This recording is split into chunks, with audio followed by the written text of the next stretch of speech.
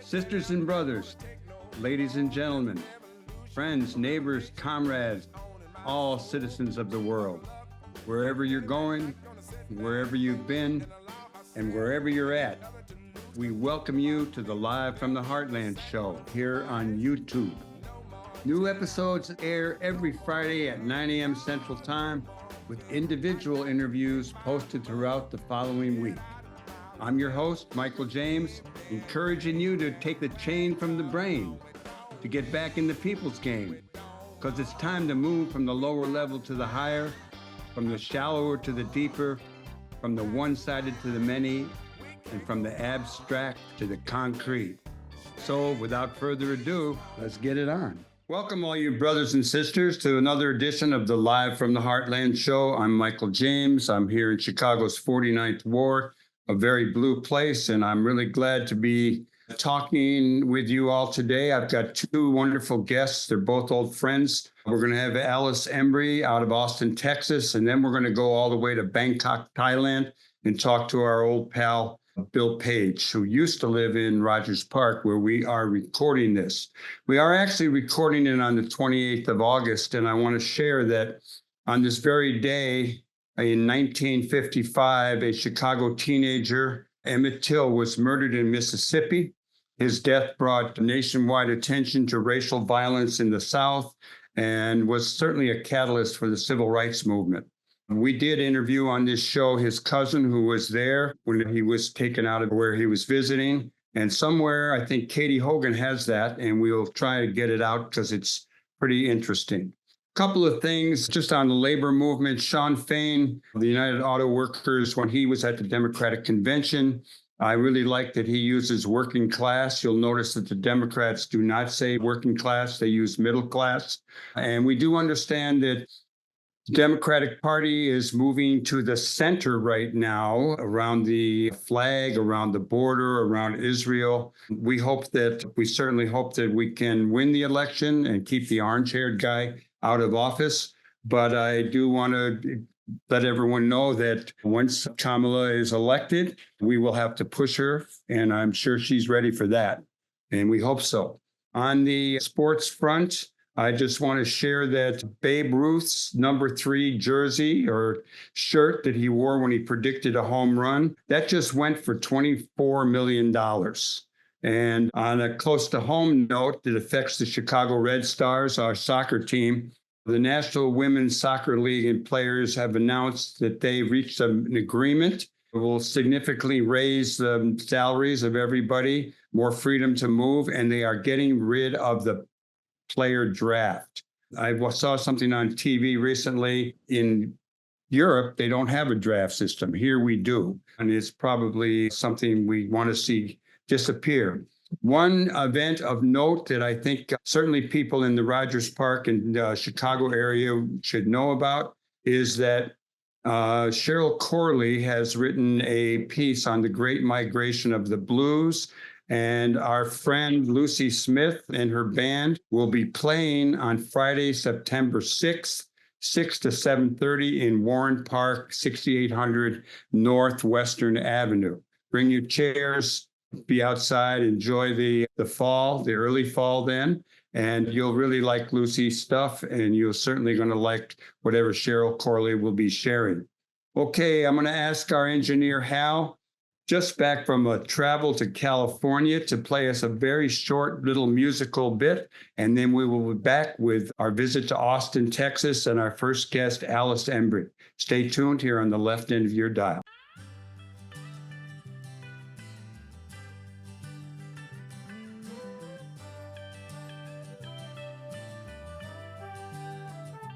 I am woman, hear me roar, in numbers too big to ignore. And I know too much to go back and pretend, 'cause I've heard it all before, and I've been down there on the floor. No one's ever gonna keep me down again. Whoa, yes, I am wise, but it's wisdom on a pain. Yes, I paid the price, but look how much I gained. If I have to, I can do anything.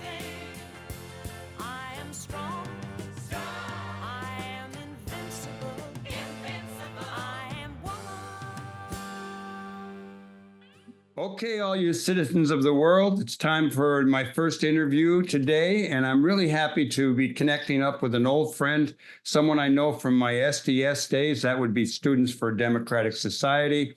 And like a lot of us who were involved in the 60s, we were moved by the civil rights movement. We got involved in all kinds of things, and most of us are still kicking.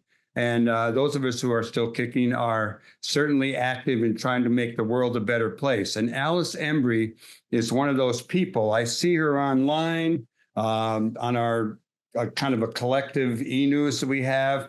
I got a copy of her wonderful book called Voice Lesson when it came out. And I apologize for not interviewing you earlier, Alice, but I really got into your book the last few days. And I'm glad to have you here. So how are you doing out there in Austin, Texas today? Doing fine in Austin, Texas, hoping that we have a Senate win in Austin, Texas in November. Let's talk about that first. We'll go to your book, okay, which is kind of a history of the movement and your own activity, and we'll focus on that. But let's talk Texas politics. We were very excited way back when Beto O'Rourke, who we've gotten to know a little bit from our visits to El Paso, when he was running for the Senate, and then he ran for governor. Now he's pushing for a guy named Colin Allred, and he's for the Senate. Tell us about Colin Allred and what you think his chances are. I think everybody's chances improved a lot in the last month, so I'm looking forward to him eking out a win against the senator that's the least like senator in the Senate, Ted Cruz, who left our state when we had a big freeze. He left to Cancun and, left us freezing here. And anyway, Colin Allred's from Dallas. He won he flipped a district to get into Congress. He's a former football player. He's a civil rights attorney, and he's just generally a good guy. And a group I work with met with him, I guess a week ago, about Social Security and Medicare. So he had a round table in Austin. And so I had my sign out in the yard, and, I think he's got a good chance. And anybody out there that can. I hope so. I do go to El Paso pretty much every year for the last 22 or 3 years, or 24, and to this basketball in the Barrio program. And I've met a lot of people who are politically conscious down there. And everyone has been saying that Texas will eventually become blue, but it seems to be stalled over and over. And Beto had a shot, but Allred, you think, has an opportunity to win this election? Well, I think that what's happened is a lot of young people have gotten activated. A lot of people have kind of gone, okay, this is a big deal. And so I think that it's that new energy that we've seen in the last month. Beto was like fantastic. There are 254 counties in Texas. It's a big state. It is.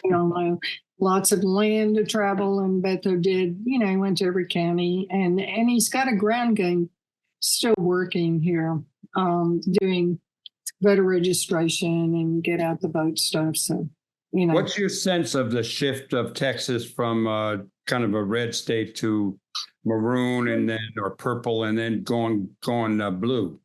So demographically, we're on that edge there. Harris County, where Houston is, most diverse city, I think, in the United States. It's got a population larger than 26 states. Houston, a lot of you've got the urban rural split. And one thing that we have terrible people in state office. We'll start with the Governor Abbott, Ken Paxton, the Attorney General, and Dan Patrick, the Lieutenant Governor. And it's like, oh my God. And then terrible gerrymandering. So it's been a really tough fight, but the governor keeps getting beaten on his big charter thing. Last session, he's trying to basically, divert money to private charter schools from public education. And rural Texans are like, fond of their high schools. And more than fond, it's a big deal.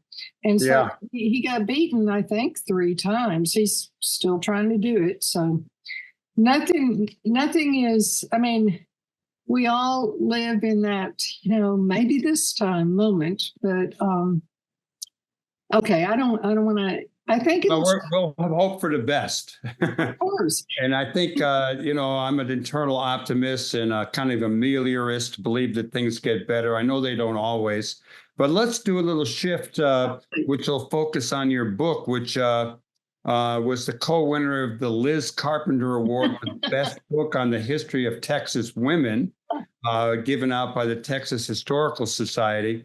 And, in the book, it's a memoir, and it traverses your getting involved from being a kind of a goody-goody girl to a girl going a little bit wild. And that's probably when I met you back in the early days of SDS.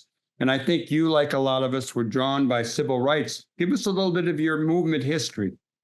Well, Texas, Jim Crow South, and, with the signs on the buses, colored in the back, and the signs on the drinking fountains, and segregated schools and all of that. So when I was a freshman at UT, the UT sports and dorms were still segregated. And so I was drawn into those battle lines first before SDS. And we were in the backyard of Lyndon Johnson. Lyndon Johnson's daughter was living in Consolving Dormitory. So we had a demonstration there about less than a month after the assassination of Kennedy. And it of course, got national news. President's daughter lives in segregated housing. So, we were kind of pushing that envelope all the time in Lyndon Johnson's backyards. And we got in trouble. I got in trouble giving a speech against the war. And 6 of us were put on disciplinary probation. It was a big free speech fight. And that's kind of trouble that when I went from the good girl to, it was to the kind of disciplinary probation world of the University of Texas. And SDS had a great chapter, in Austin. It was like rowdy and big and rambunctious. And, I think we were always kind of like, who are these people? When we went, the old guard with kind of more grad students in SDS. And so, we had a really good chapter. We started an underground newspaper, which I know you've had Thorn Dryer on, but we started The Rag, lasted 11 years, big underground newspaper. And so that I came out of that, went into the women's movement. I wanted the memoir to kind of, because a lot of that history is written just like the 60s and just by men. So I wanted to kind of do that bridge into that women's liberation period and the way I found my voice. And my book is called Voice Lessons, but it's about finding your voice. And then that continuity of activism, because, people have remained active and we aren't just all sitting around talking about the past. We're still doing things. That's the truth. Why don't you talk a little bit more about what moved you? We all, as the movements came along and the issues came along, we incorporated them into the movement, from civil rights to the women's movement, to the war in Vietnam, to, and on and on. But talk a little bit about how the women's movement grabbed you and some of the things that might have led you to that, to being real active and in the forefront of women's liberation in Austin. I think a lot of women it grew naturally out of the idea of direct action and the ideas that the civil rights movement had taught people. And it was like, it was just a revelation to me to kind of get into a feminist analysis of what was going on. I want to just say this because it's important in the reproductive justice realm, but there were these very gutsy women that were at the RAG, in the RAG office, that was the underground newspaper, that decided, well, what do we need? We need birth control counseling. And then that became very shortly, because they kept getting calls and inquiries, abortion referral. And they did a lot of work in that area between 69, 70, 71, legislative hearings, all kind of things. And so because they knew that it was illegal, they talked a very young attorney, Sarah Winnington, into filing a lawsuit. And that backstory is not very well known, but it's, she was, they had coffee with her, what can we do? And she filed Roe v. Wade along with another attorney. And of course, 3 years later from the time it was filed, the Supreme Court, I think, stunned everybody involved with the Roe v. Wade decision. Yeah, I wish it had held. It's very, very bad in Texas, but there's still all these people doing work. And I mean, yeah, the work goes on. Well, I really like the quote in your book. You talked about Ann Richards, who was, I think a governor at one time over there. And she basically said, roosters crow, hens deliver. Hens deliver. I know. I think, well, who was it? I guess Kathy Whitmer, like, get stuff done. I mean, it's kind of like she came in, she was in the Ann Richards was just a trailblazer as a governor, and she got a lot of stuff done. And then shortly after that, we began to drift into to a Republican lock on state offices, but we have some great, well, Molly Ivins, we have some great rowdy women to be proud of here. Yeah, I'm sure there'll be more too. And Casey Hayden was Casey Hayden, I know. Well, Casey Hayden was about 3 years ahead of me, and so I did not interact with her on the UT campus. But she was a mover and shaker in integrating movie theaters, and so people I know and got her to talk about. There was a reunion of a group that had done that. They called it stand-ins because they'd stand in line, ask for tickets, get refused, go back. I mean, it was like a sit-in, but, block the ticket counter at movie theaters. So it was pretty cool. And People's History in Texas.org has a great little documentary on the stand-ins in Austin. Another thing that you did was you worked with NACLA, which was the North American Congress on Latin America, as well as I think you were doing that in New York, and also the Rat newspaper, which I think Jeff Shiro was involved in helping to start that after you all had done the RAG in Texas. Talk a little bit about your interest in Latin America and where that might have taken you and what you see happening back then and now. Well, NACLA was Power Structure Research Group, did a lot of work on foreign policy implications of, money and the CIA in Latin America, but also did the leaflets, the Who Rules Colombia leaflet for the strike at Colombia, and then something on Mexico. And then I was working on mass media ownership. Anyway, so when I got back, after the coup in Chile, I had been to Chile once, and I had been to Cuba on an SDS trip. And I had an interest and also had been to Mexico with our pamphlet after the 1968 Tlatelolco massacre. And so I got very involved with the Austin Committee for Human Rights in Chile. And we lasted a long time, did a lot of work. And that, it was it probably takes longer than we have to talk about what has happened now. And Boric and the president in Chile, he's very progressive, but they've got the same, fight going on with the right wing there.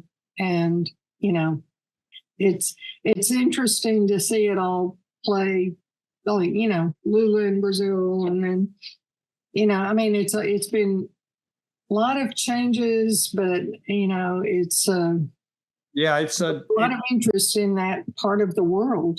I follow it too. I've been to Nicaragua, to Cuba, Nicaragua 3 times, Cuba a couple times. I got to say that, we had a former leftist in El Salvador who's kind of moved to the right. I'm not sure where I'm at on Daniel Ortega these days in Nicaragua. So I know it's not always a slam dunk, is it? And it's like, no, it's not. My daughter worked with the Committee in Solidarity with the People of El Salvador. So I went down. I was actually there the prior election when the FMLN won the presidency. But every country has wealth inequality now in outrageous forms.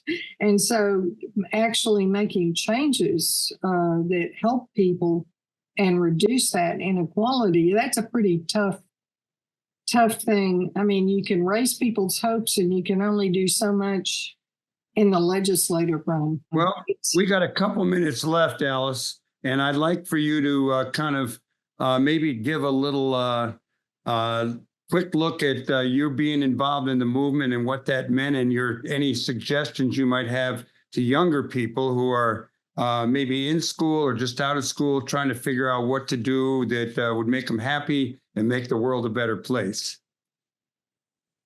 Wow. I've been very inspired by the younger activists I've gotten to know in reproductive justice realm, and it's a marathon. It's not a sprint. You've got to give people time off when they have young children.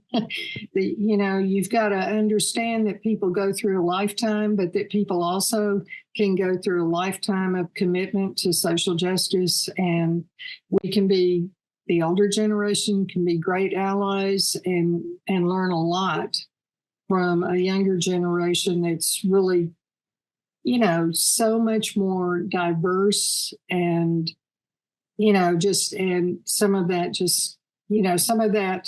just comes, in a different form than I experienced it at the UT campus in 1963. So I'm encouraged, and people should never lose hope because that's what they want us to do. It's the cynicism poison. And that's what they want, us to feel frozen and as though we can't do anything. And we can always.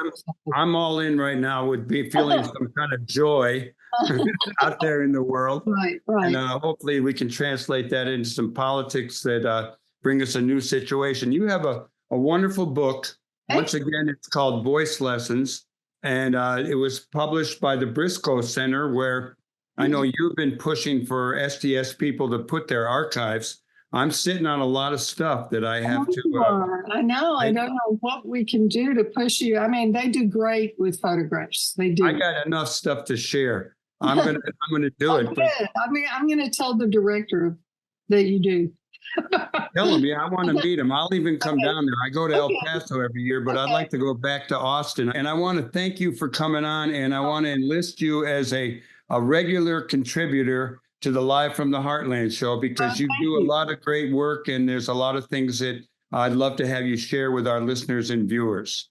Thank you, Michael, for letting me be on in Chicago and live all over the world and all. Right on, sister. Power to the people, and I'll talk to you soon. Okay. Everybody else, stay tuned. We're going to come back after a little musical break with more conversation. We're going to go to Bangkok, Thailand, to talk to a former neighbor, former writer for Playboy, of all things, and a guy who's been living over there and doing a radio show. So we'll be right back. And thank you once again. It's Alice Embree, Austin, Texas.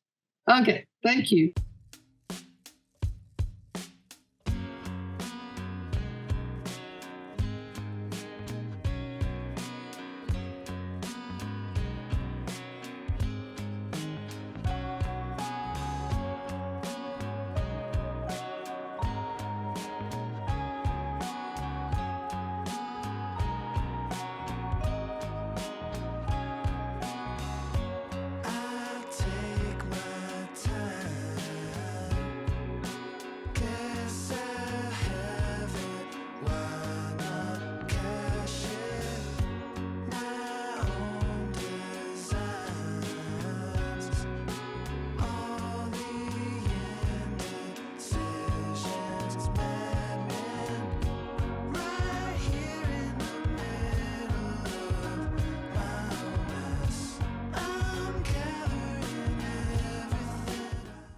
Welcome back, Fantastic. all you listeners and viewers, to the Live from the Heartland show.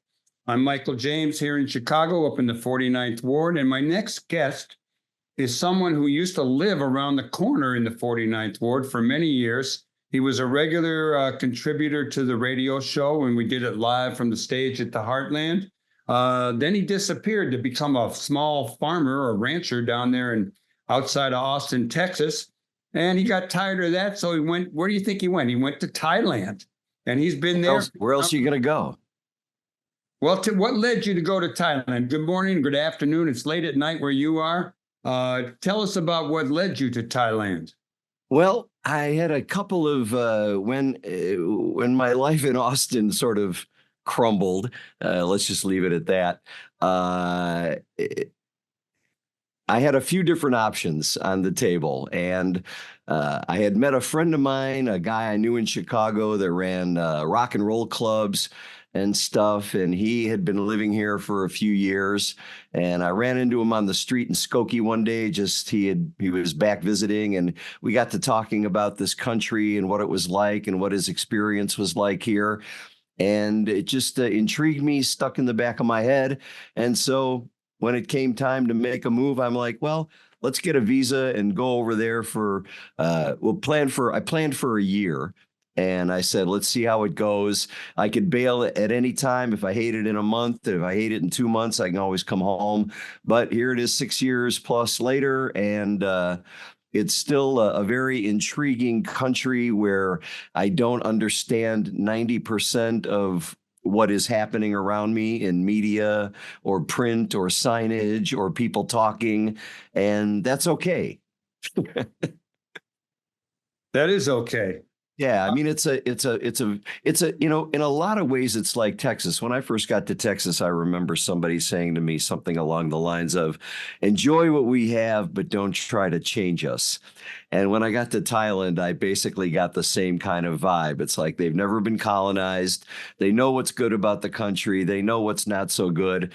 And they don't really want you to point out the negative things. Just enjoy what we have and, enjoy the weather, enjoy the great food, enjoy the ocean, whatever you like, it's here. Well, we're going to talk about a little bit of all of that stuff, including politics, but let's start off with something that you do on a weekday basis. I think you have a show, and I think people can get that anywhere in the world. So tell us all about it. Yeah, anybody can tune in to Surf Radio. It's a local radio station. It's on here locally at 102.5 FM. It's not a big power radio station. You can only get it in about a 20, 30, 40-mile radius, but it's online at surf.radio. That's a domain, just like .com and .gov and .org. You can just go to surf.radio. It was pretty funny. I was out one night and someone said, I couldn't find your station. They were looking for SERF. I'm like, what are you, from the Middle Ages or something? Come on. So anyway, we're on the beach. We're here on the Gulf of Thailand, and it's surf.radio. And it's basically it's a musical format of top 100 hits from the last 6 decades.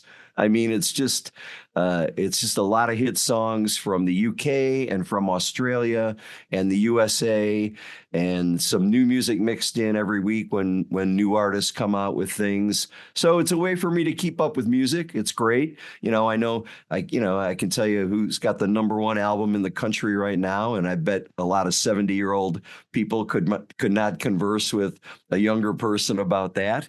And so that keeps me up to date. I pay attention to spectacle like the Olympics, and I talk about that. And we have a lot of special events happening in Hua Hin. For a little town, there's always something going on here. We've got a big elephant parade coming up, which is going to be like the cows in Chicago. About 25 years ago, if you remember that, they're going to have painted elephants around town. We've got a professional women's tennis tournament coming back to our big arena here in a couple of weeks. The top women's players in the world will be here competing, and so that's exciting.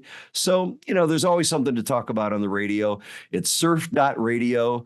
And my show is on from 4 to 7 Bangkok time, which would be 4 a.m. to 7 a.m. Chicago time. Oh, I can't wait to wake up that early to hear it. Well, if you're up at 6 having a coffee and want to tune in, I know a lot of early birds. www.surf.radio, and that's it. And that's it. That's it. There's a 20 p.m. over there, 4 a.m. here. So you're 12 hours difference, our time. 12 hours difference, except during daylight savings time, and then it's 13 hours. Yeah. Well, you said the top 100 songs of the last 100 years. You don't pick any really. There's songs from there's songs from the 70s, the 80s, the 90s, the aughts. It's just there's a lot of artists that I wasn't familiar with, frankly. When I first got here, artists like, Kylie Minogue, she's not that popular in America, but she is hugely popular all over the world. Sophie Ellis-Bextor, she was hugely popular in the UK and Australia 20 years ago. Never made a dent in America, but she's playing she's playing in Chicago, I think, next Tuesday. I think she's at the Vic Theater next Tuesday. So I pay attention to who's on the road, what big festivals are happening, and I connect it all to the artists on our playlist, basically. And what do you do for news over there? What do you read? Do you read online papers from the States? You got a local paper? So for news, mostly national news, I will, we run the BBC headlines every hour at the top of the hour. So I get a lot of my major news, what's happening in the world, from the BBC. Then I read The Guardian, and I also read the Bangkok Post every day. I get on my bike in the morning, I go get an iced coffee, and I get the Bangkok Post. I pay for it in advance, because if I didn't, it would be sold out, because the newsstand there's only 2 newsstands that carry the paper in this whole town, and they only buy about 5 copies of the paper.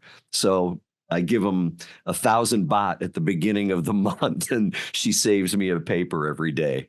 So.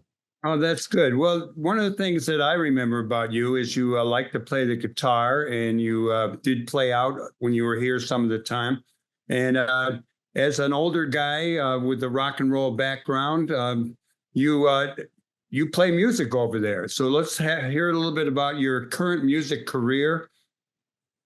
Well, I get to talk about, and I wrote a book, Everything I Know I Learned from Rock Stars. It's published by a local Chicago publisher, Eckhart's Press, and it's still available. And I talk about that on the radio because all the artists that we play, I interviewed when you worked back in the 80s. Yeah. So that's pretty fun. Although I did get a message from a listener one day saying, if Bill mentions his memoir one more time, I'm going to scream. So I've had to back off that a little bit. But so when I met my friend Terry Fox on the street that day, one of the things he said is, you can come and play as much music here as you want. There's all kinds of expats. There's Thais. They're playing Western music. And the thing I do, at the top of this conversation, I'll just say I have to be careful because I'm on a retirement visa. And so I can't be perceived in any way, shape, or form as working. So you just have to be very careful that I'm in a situation that it's an open mic or a jam with other Thai people. It's very clear I'm not being paid for any kind of musical work. That said, I can find a lot of opportunities practically every night of the week to go sing a song with a band, play harmonica. On Sunday nights, there's an open mic jam at Woodstock, and so I usually get to play 30 to 60 minutes on a Sunday night there with a great guitar player, a great Thai guitar player who just kind of accompanies me, and we have a good time. So I've got a number of different things, and the most important thing is, there are 2 things. I'm accepted by the Thai music community here. The people recognize that, that I love music and want to contribute and want to help them learn and grow. And the other thing is, I have more. One of the things the farm took me away from was playing music. It was a lot of work, and I wasn't able to do the things that I wanted to do musically. And so here in 5-6 years, I've really noticed my harmonica playing has accelerated and become much better. My ear training has also become much better. I can pick a song. I do what I wanted to do when I was 15 years old, hear a song on the radio and figure it out on the guitar and play it and sing it. So I'm pretty happy about, all the time that I've spent listening to music, sharing music with other people here. And I hope to continue doing that. I mean, one of the things I did during COVID was I worked with my autistic student in Austin, Texas, and we wound up writing a whole bunch of songs together. He sent me 100 different lyrics to songs that he had written, and I put about 30 of them to music, and we have 2 albums of music. He picked a stage name called Joseph Moon. If anybody's interested, you can go to josephmoon.com, MOOON. So there's 3 O's in Moon, and it's josephmoon.com. The first album is there to listen to for free.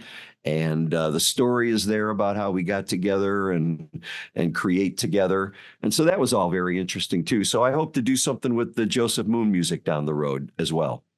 Bill Paige over there in Thailand. And how far are you from? Are you in Bangkok, or you're in a little town outside?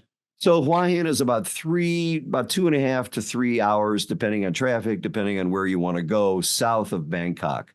So it's basically, Bangkok is like going to Milwaukee, or something like that. You can Surf Radio is out of Bangkok, or just no. Surf Radio's in Hua Hin. We've got a transmitter here, and I do the show from here. Obviously, I've got the setup, and we've got the voice tracking system that all the radio stations pretty much use now to record your bits and save them and put them up onto the computer so they air out. So I do the show kind of in advance. I usually work between 1 and 3 o'clock. Then I have lunch, and then at 4 o'clock I turn the radio on and I listen to the radio show with everybody else. Well, Bill, when you're playing at around town, and I know you do this jam at a place called Woodstock. Woodstock, yeah. Clientele, are they Thai people, or are they expats? So it's a mix. And who are the musicians that you work with? Both? Or this town is, Thailand is, people don't know, Thailand's about 70 million people. So it's about 1/5 the size of the USA. It's not small. It's a big country. There's a lot of different regions. There's a lot of different populations. I'm considered in West Thailand, but I'm in the middle of that little strip that goes down from Bangkok on the Gulf of Thailand. The town is called Hua Hin, Huahin, and it is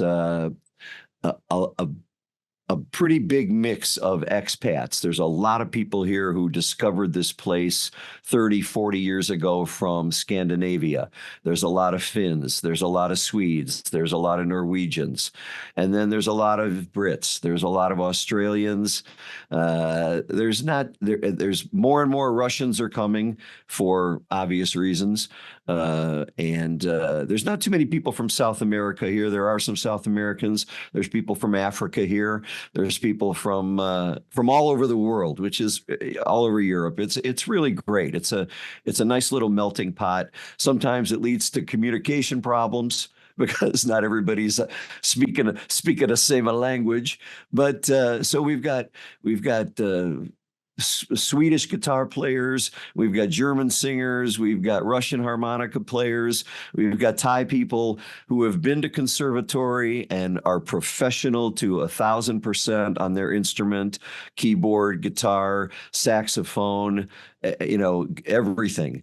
And so it's very exciting to play with them. And again, it's elevated my game to play alongside some of these people. As good as my training and my participation at the Old Town School of Folk Music was, I will give a big shout out to that institution and the people that I learned from there, because without that experience, which lasted for me about 20 years or so, from 1990 to 2010 when I left Chicago.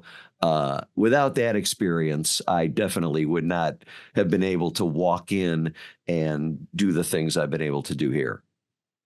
And what do they call you, Mr. Bill? Or Kun Bill. Kun Bill. Kun, Khun. Kun means Mr. So, Mr. Bill. Kun Bill. I'm Mr. Bill. Yeah. Well, I don't know. I know you have to be careful about getting paid, but can you talk politics? Because that's what I'd like to know about. I could talk about politics, but again, it's hard to, with the recent rulings, the courts have solidified the notion without any doubt that this lèse majesté rule, which protects the monarchy in all shapes and forms, is sacrosanct, and any attempt to try to change it or modify it is going to be met with resistance and punitive action. So, and that's what brought down, we just had the election. The guy, Pitar, was handsome, young politician, but because he did some things in campaigning as part of the party, being critical of this law, suggesting that the law might need to be changed in the Constitution, he got kicked out. He can't practice politics for 10 years. His party, the Move Forward Party, got dissolved. And that's when the Phú Thai Party was then installed. They put in a caretaker prime minister for about a year, this guy named Srita. And he was a big billionaire real estate guy. He owns Sansiri, which is one of the huge construction companies. And he did a really good job. He's a very well-spoken, great English, American educated, wanted to get things done. But again, hamstrung by the restrictions of the administrations that were before him. So now he just got kicked out for some, because he nominated some guy that had been to jail. Guy did his time, but he accidentally nominated this guy for a post in his cabinet that qualified him to be removed from his prime ministership. So that's how kind of tight the courts, the constitutional courts, that's kind of a picture of the tight rein they have on everything right now. And now the new prime minister for the last month or so, her nickname is Ung Ing. She is the daughter of Thaksin Shinawatra, who was in exile for 14 years and just got back to Thailand. He got kicked out in the junta because of things he said that he shouldn't have said against the monarchy and against lèse majesté. And so now he's back. Apparently all is forgiven, but all is not forgotten, because every meeting that he has with his daughter, and his sister, the daughter's aunt, also was prime minister for a while. So we got the family affair happening, and every meeting they have together, the critical media, and there is a little bit, is all about, hey, wait a minute, let's not have this guy that, calling the shots behind the scenes. It would be great if this young woman who's, very lovely and well-spoken, British educated, she went to the University of Surrey. I think she's got a degree in economics or business or something like that. And so she's perfectly capable of being our Kamala Harris, surrounding herself by smart, good people who are progressive to a degree and want to make things happen in this country and push it forward and get to a little bit closer definition of real democracy. But right now we have to call it a democracy whip, work in progress right now. Well, we got a ways to go, apparently. So what are Thailand's relationships with other countries surrounding them and in the global picture? How do they fit in? Yeah, well, again, they they consider themselves pretty independent, but there is a lot of import export. Obviously, China is important to Thailand, and to a degree, Thailand is important to all the countries in ASEAN because of various exports. A lot of fruit comes out of here, a lot of pineapple, a lot of processed pineapple, a lot of processed coconut. Bananas and a lot of rice, of course, number one. So there's a lot of trade.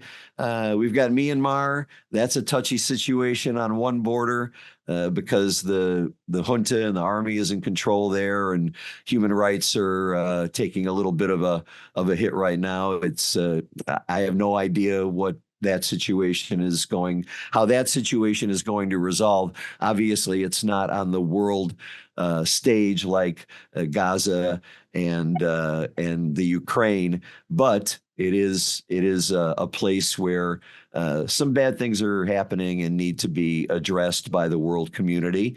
And so I think Thailand's relationship with most of its neighbors is pretty healthy, and they try to keep it that way.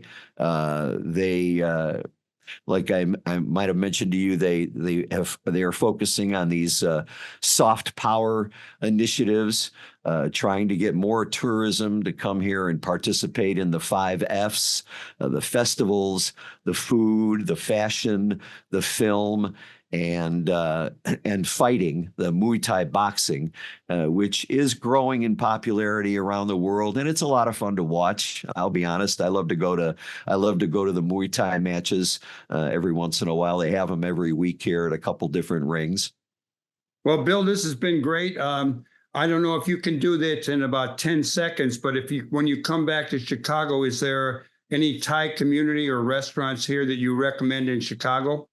Wow, there is one, and I'm not going to be able to remember the name. There are many great Thai restaurants in Chicago, but there was one guy that I met here who owns a Thai restaurant, or a couple of them in Chicago, but it's a family name, and I'm blanking on the family name. My apologies. That's okay. We'll get it next time. You have a great time. You keep making music, keep cranking out your show on Surf Radio, and thanks a lot for staying in touch. And I miss you, but I got you right here. Miss you too, and miss a lot of things about Chicago, and I definitely value your friendship over the years. We all get to where we are with a little help from our friends, right? Right on. Thank you, Bill, and I want to thank both of our guests today, Alice Embree out of Austin, Texas, and Bill Paige over there in Thailand. I want to remind you all that there will be this on the 6th of September. There's going to be a concert over in Warren Park, and I recommend that you go hear Lucy Smith and her musical group. On the 8th, I will be with my photographs at a zine fest in Logan Square. And I want to thank the other people besides the 2 guests who make the show possible. That would be our engineer, Hal James, and our producers, Lynn Orman, Katie Hogan, and Tom Clark. You all keep doing good in the world. There's a lot of work we have to do for the next few months and on. So keep at it, everybody. See you next week. And let's just say it together. All power to the people. Power to the people. Sawadee krap. Right on, brother. Okay. See you next week. Thanks for tuning in.